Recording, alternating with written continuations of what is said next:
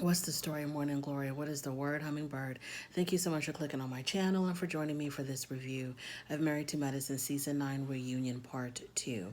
So let's get into something very important, and I'm so glad that it was brought up, and it was the issue of cultural bias and subliminal racism in the medical community towards patients of color. This is something that is extremely real, and I'm glad that they brought it up. It's 1,000% real, and Dr. Simone gave a very great example of Serena Williams. You know, she is a not to say well known is an understatement, internationally famous elite athlete who was going through some medical issues. She was experiencing symptoms of a pulmonary embolism. She goes to the doctors for treatment, and basically the doctors just dismiss her and kind of minimize what she was going through and didn't give her the treatment that she needed, and she ended up having a pulmonary embolism. And she is Serena Williams. She is well known. She's extremely wealthy, and she experienced this type of bias. I read an article not too long ago about women of color who go through fertility treatments, for example, who go through IVF. These are women of means, women who have money, but they happen to be women of color. And a study was done, and children that were conceived, black children that were conceived through IVF, conceived with mothers who have money, who are wealthy, they had a higher mortality rate than white children who are born through or conceived by IVF. And so the question was, why is that? Because the excuse has always been that black infants have a higher mortality rate because their mothers come from poor communities. Their mothers don't have access to adequate medical care. Their mothers are ignorant of getting medical care.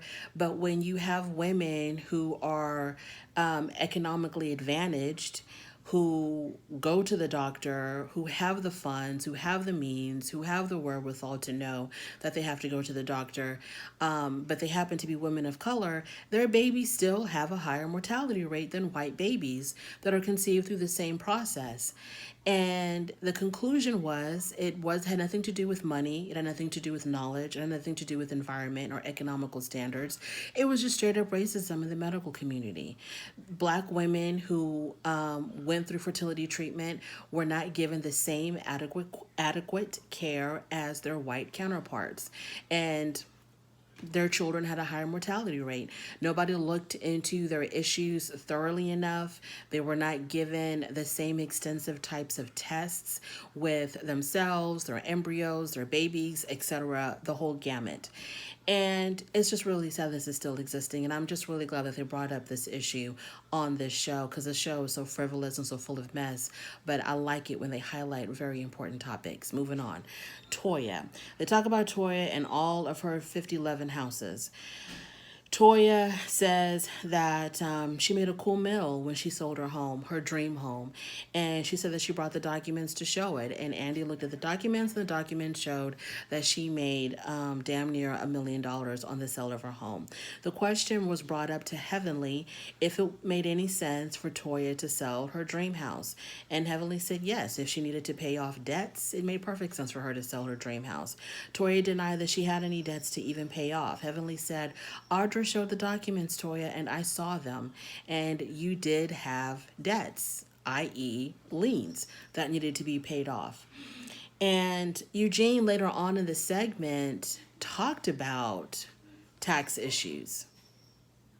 So, Toya, what are you talking about? Your own husband later on, when Andy was talking to the men alone, he talked about that there were some tax issues.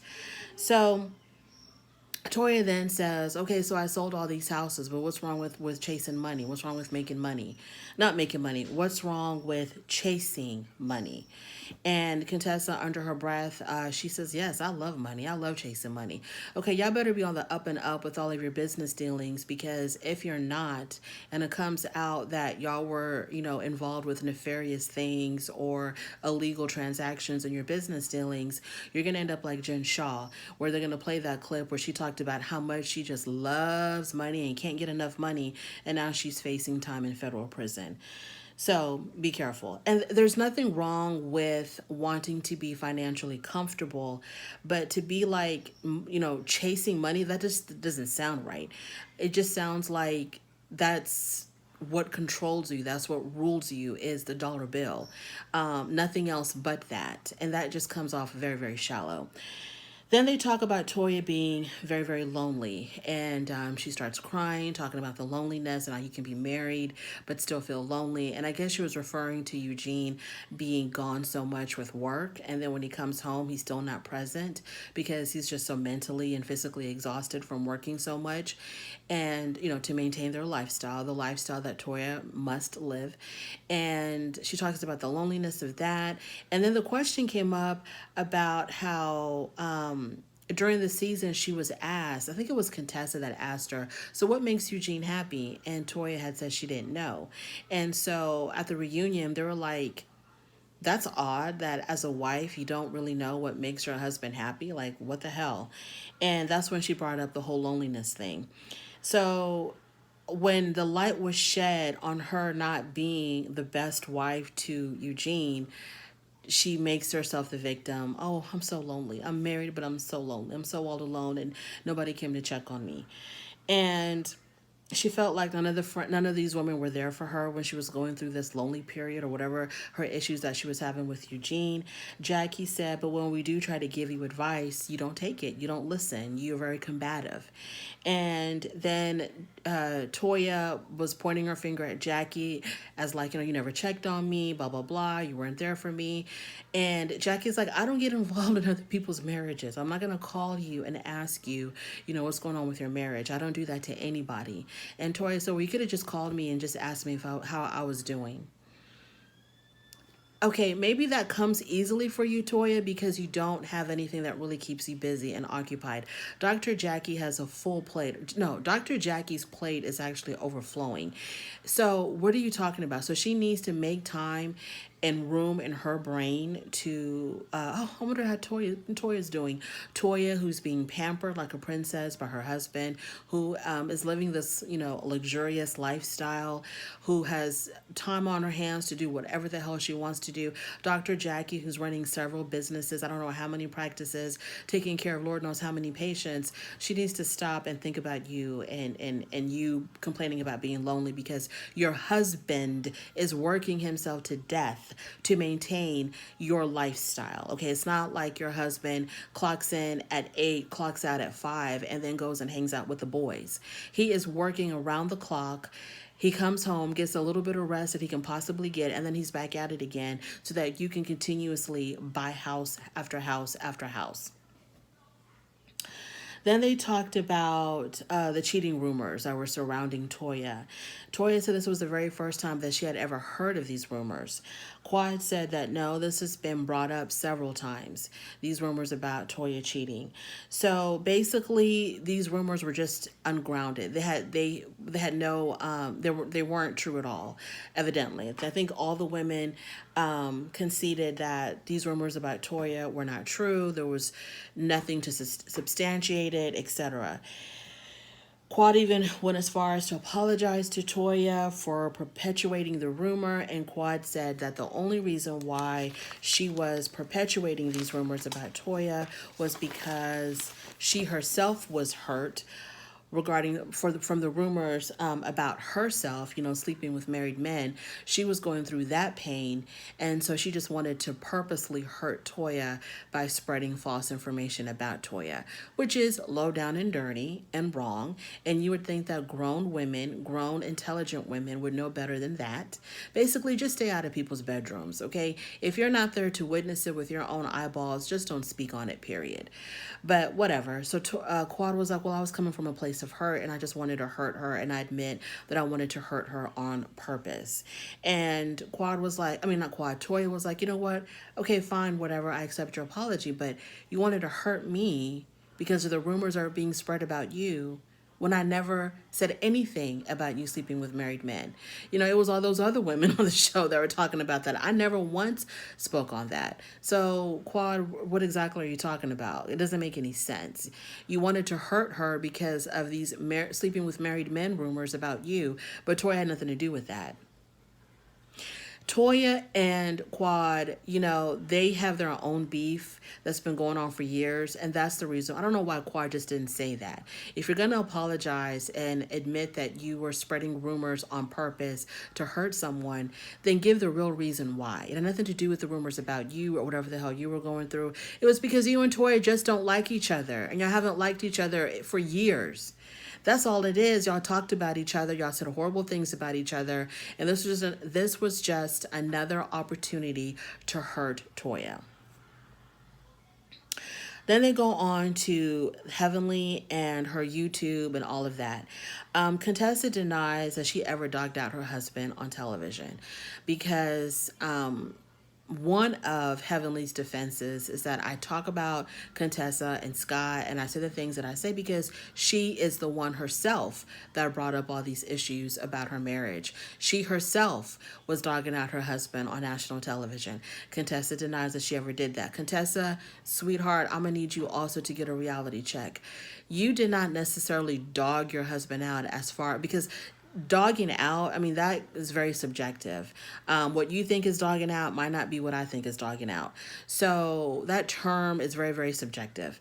So basically, you weren't necessarily cussing him out or calling him, everything but a child of God on TV, calling him out of his name, talking about his mama or whatever. But you were saying things, you were portraying that you were in a marriage that was painful for you. You were portraying that your husband was doing things to hurt you, that you were alluding to him cheating. Of course, I understand where Contessa was coming from when she said, I don't know if he's cheated on me or not. I'm not with the man 24 hours a day, every second of the day. I don't know what anybody does all damn day. True enough. Okay, girl, that's true. But normally, when it comes to the question of, do you think your husband's cheating on you? Most women will say, no, I don't think so because I haven't seen evidence of that. So, I don't think my husband is cheating on me. That would kind of be like the normal response, I would say. But to be like, I don't know what he's doing. You are alluding to that he might be cheating on you. But Scott dug himself into a hole himself as well. You know what I mean? He also was acting funny. He was moving funny. There were some weird things going on. So he himself brought it on. But Contessa's reaction to his actions, her reaction was very extreme. Like, she was suffering.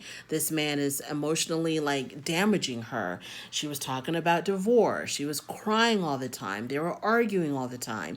And everything was Scott's fault. So you gave this impression that your marriage was suffering and that you were being emotionally hurt by your husband and his actions.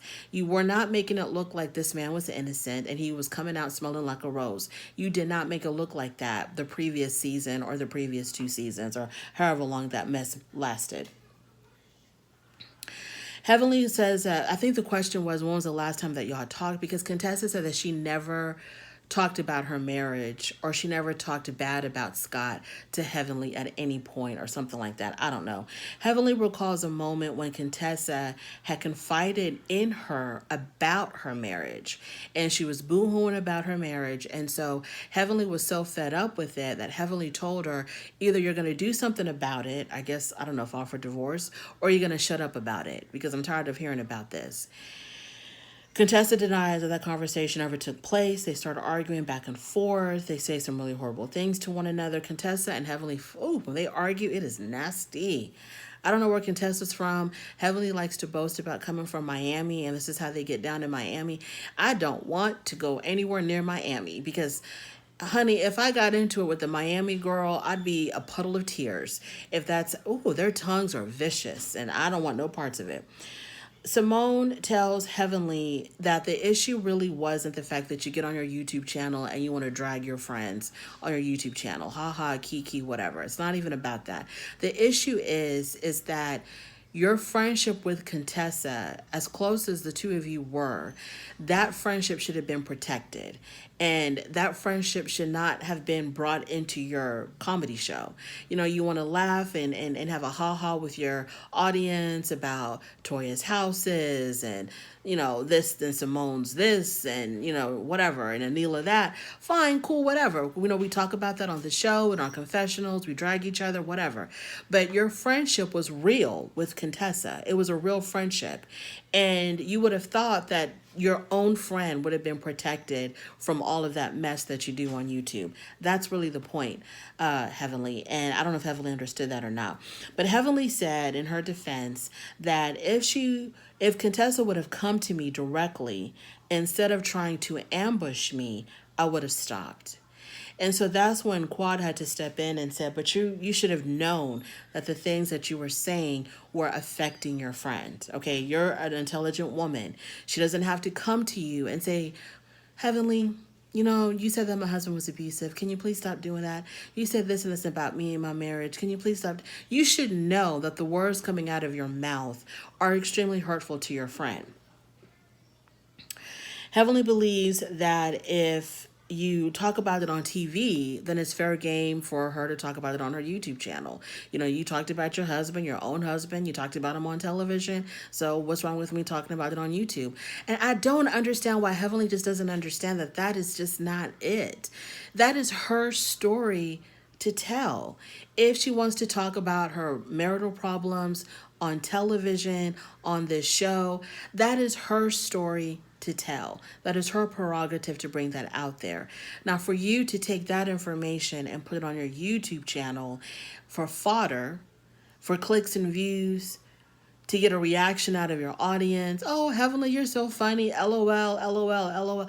For you to do it for just comedy, for entertainment purposes, that could be seen as being kind of hurtful. Because on Married to Medicine, this is a reality TV show. And so they're supposed to be speaking their truth, revealing their reality in hopes of themselves getting better, in hopes of shedding light on a particular issue that can possibly help somebody in the audience. So it's kind of presented in a serious matter. But on the YouTube channel, it's presented as entertainment and comedy. And let's laugh about this. And the questions that people are asking is like very intrusive questions. And Heavenly's answering as much as she can, if damn near all of it. It was just a bit much. So Quad tries to have Heavenly to see the light on how she was coming across on social media. Heavenly's defense is that no one told her that she was doing anything wrong. No one came to her and told her, hey, stop it. We don't like it. Andy then pulls Dr. Jackie into the conversation and says, to Dr. Jackie, what is it that Heavenly is just not seeing? What needs to be done to drive it home for her? And Contessa said, why are you asking her? Dr. Jackie is not going to say anything bad against Heavenly. She's not going to put Heavenly in her place because they're friends. Jackie then responds with, I don't do what the three of you do. And when she said that, she was referring to Contessa, Toya, and her good old friend, Dr. Simone. And she lumped Dr. Simone with the other two. She says, I don't do what the three of you do, which is take up for my friend even when they're in the wrong. I mean, I agree with Dr. Jackie. Yeah, you should not take up for your friend when your friend is definitely in the wrong. I mean, absolutely, I agree with that. And just the fact that she lumped Simone into that makes me think that, okay, maybe things are not so peachy between Dr. Simone and Dr. Jackie. Dr. Jackie says that she has talked to Heavenly several times about her YouTube channel, but Heavenly's always going to do what Heavenly's going to do. And also, her own husband has talked to her about her YouTube channel. And Heavenly is just going to do what Heavenly's going to do. It's just funny to me, once again, how when Dr. Damien has I guess, he says he's talked to his wife about the YouTube channel, telling her that she needed to calm it down or just stop altogether. She doesn't listen to that. But every other time, Heavenly is like, oh, well, when my husband talks, I listen. When I do whatever my husband tells me to do, because he's the head of the household and he controls everything. And I listen to my husband. When he tells me to do something, I do it because I respect him. He's a good man and he takes care of me. So I'm going to listen to my husband. But then when it comes to that YouTube channel, she doesn't listen to him. So intermittently, we were seeing scenes like during their breaks or whatever, we were seeing scenes of Anila trying to really smooth things over with Quad. Anila went into Quad's trailer. Anila, when they were watching the men having their segment, Anila was whispering to Quad about, oh, I hope we're good. I hope we're good. I hope everything between us is good. And she was trying really hard to smooth it over with Quad. And because, she kind of threw Quad under the bus when it came to the whole Toya thing. Toya and the break-in, Toya cheating on Eugene, whatever. So she kind of threw Quad under the bus. And so Quad was like, no ma'am, not today. We're not doing this. And got on her and got on her case for that. And so Anila, I guess, realized the error of her ways. And she was like working double time to try to, get Quad back on her side. So then all the men come out and Andy talked to the men separately. And then I guess the men are going to join the women at some point, but he talked to them separately alone. And Eugene says that they initially, their first move was prompted by crime. They said that they were living in a neighborhood where every single house was broken into. And so then he gives all these excuses and reasons of why they kept moving. Eugene, no. Mm-mm. No, no, no, no, no, no, no, no. Eugene, it is what it is. Your wife wanted bigger and better. That's all it is. Because it just is not, it doesn't make financial sense to keep building a home, selling it, staying in rentals for more than the majority of the year because you're trying to build another home. You're throwing money away in rentals while you're building your next grand mansion. I'm not a real estate expert. I'm not a financial expert. I can barely, balance my checkbook. But to me, it does not make sense what they're doing. I know enough to know that what I'm seeing in Eugene and Toya, it's not making any sense. If it just doesn't make any sense, like why don't you just? I'm not even gonna go through it all. It doesn't make any sense. I don't believe Eugene. Y'all keep doing what y'all are doing because your wife wants bigger and better. It doesn't make any sense for her, the wife of a doctor. Okay, the wife of a doctor who probably makes six figures. I don't think Eugene is pulling in millions off of being a doctor. I think he probably is making six figures comfortably. Not 100,000, more than that. They're comfortable. But it's not millions. He's not pulling in millions. So why, Toy, do you have a closet that's the size of the average American home? And that's just your closet. And that's just your closet. Like, where are you going with all those clothes? What are you doing with all those shoes? You're not the wife of a world leader. You're not the wife of what's his name? Tom Bezos, the owner of Amazon, Elon Musk. Okay, you're not the wife of a multi-billionaire where you're flying around the world, wheeling and dealing. Come on, girl, you're the wife of a doctor. Why do you need a closet the size of the average American home for your clothes and your shoes and your bags? Anyways, moving on. So Eugene, he's still extremely sensitive about Karen and Anila's Halloween costume joke. He's still extremely sensitive about that. Karen is the kind of guy that he thinks that the way he sees things is the only way to see things. It's the only way. It's the correct way. Because Kieran is a tad bit full of himself. Don't get me wrong. I like Kieran. I like everybody on the show. It's nothing against Kieran, but he just comes across as being, he thinks that he knows it all. And he thinks that he's the smartest one in the room. And he thinks that he's extremely practical. And he has a lot of common sense. And so he thinks that the way he sees things is the way everybody should see it. So the fact that he thought that the Halloween prank was funny and it came from, a place of friendly jabber or, we're friends. I'm just kind of poking fun at you. It's no big deal. We're just having a good time. He thinks that that's how Eugene should see it. And Eugene is sensitive. He's extremely sensitive because he knows the what's up with him and Toya. He knows that his wife is working him to death to keep up with the Joneses, but he doesn't want to admit that because that would tarnish their image, whatever image he thinks that they have. He thinks that people haven't figured them out yet. So he's very sensitive about that. And so when he tries to tell Kieran, I don't think it was funny. Kieran doesn't understand that. He's like, "What are you talking about? I thought it was funny. You should think it was funny. It was hilarious." But Eugene is like, "No, I don't think it was funny at all. You're making fun of us. I don't think it was funny." And so Eugene's whole point is, okay, fine. You didn't do it from a place of malice. You did it from a place of good natured fun, Halloween fun, fine. But once you realized that it was affecting me as your friend, once you saw that it was offensive to me, then you should have really backed off and just apologized.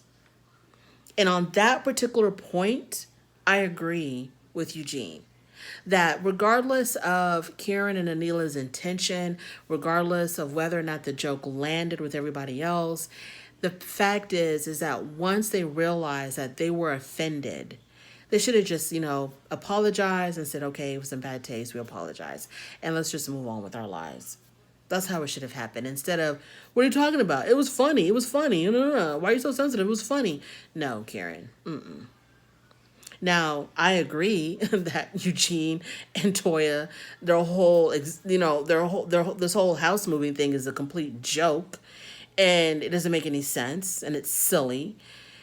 But they were hurt with the joke that they did, and they should have just apologized, and then we could have all moved on and stopped talking about it ad nauseum. Let's go back to Toya and this whole issue of these rumors of her being unfaithful to Eugene. And I've said this before. I don't think Toya values her husband enough. Her husband is just a means to an end. And the end is her being the richest, the most fabulous, the most of everything compared to everybody else. That's where she's coming from. And Eugene, he absolutely worships the ground that Toya walks on, because when you look at Eugene, he's definitely, he's a doctor, a very successful doctor. That's extremely impressive. But he's not someone that maybe, I'm not saying this for me personally, I'm just talking in general. He's not someone that typically, like if he's walking down the street, women are going to take a double take. You know what I mean? That doesn't mean that he's not attractive. I'm not saying that he's ugly, but he's just is not someone that, women are drawn to him because of his looks. Women are probably would be drawn to him because he makes a good coin. And he has a woman who he considers extremely beautiful. And he probably feels like he completely lucked out on getting a woman like Toya. And so he's going to do anything in the world to keep her, because who knows if he's going to, get lucky again. So he's going to do whatever he can to keep her.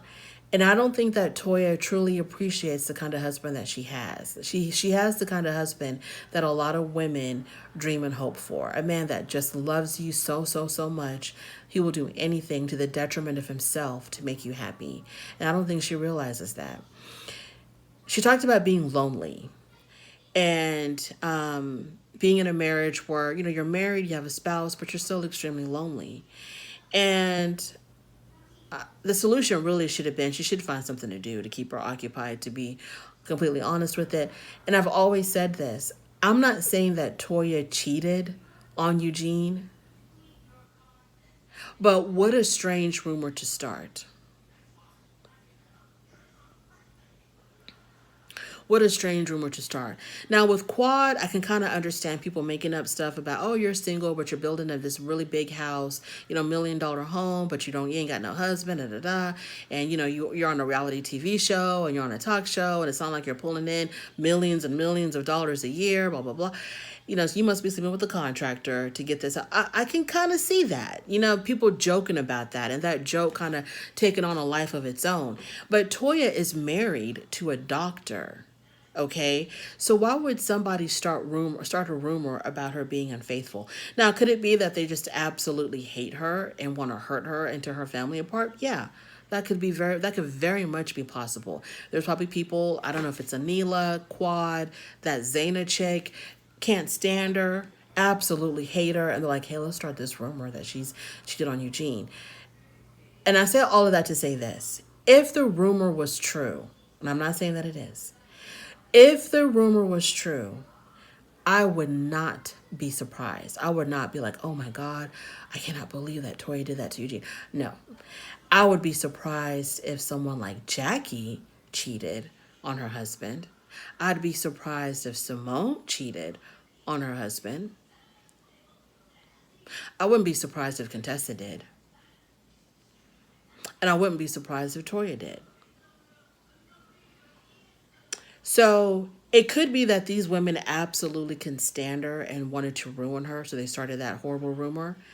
Or it could be where there's smoke, there's fire. Either way, it's believable for me. Thank you so much for joining me in this review of Married to Medicine Reunion Part 2. I really do appreciate it. On your way out, please don't forget to rate the video. If you like this content, please subscribe to this channel, and I will definitely talk to you later. Bye.